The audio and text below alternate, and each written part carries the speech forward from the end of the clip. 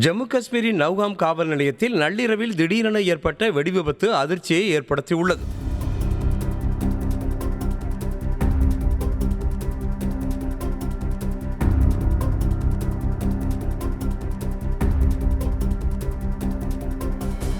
Delhi car வெடிப்பு சம்பவத்தில் தொடர்புடைய பயங்கரவாதி உமரின் கூட்டாளிகளை கைது செய்து அமோனியம் நைட்ரேட் உட்பட பல்வேறு வகையான வெடிபொருட்களை நவ்காம் காவல் நிலையத்தின் அதிகாரிகள் பறிமுதல் செய்திருந்தனர். இந்த வெடிபொருட்கள் அனைத்தும் காவல் நிலையத்தின் தனி அறையில் வைக்கப்பட்டிருந்த நிலையில் நள்ளிரவில் திடீரென பயங்கர சத்தத்துடன் வெடித்து சிதறியது. இந்த விபத்தில் தீயில் சிக்கி படுகாயமடைந்து 7 பேர் உயிரிழந்த நிலையில் 27 பேர் படுகாயமடைந்தனர். போலீசார் மற்றும் தடயவியல் குழுவினர் வெடிபொருட்களை ஆய்வு செய்து கொண்டிருந்த போது இந்த விபத்து நிகழ்ந்துள்ளது.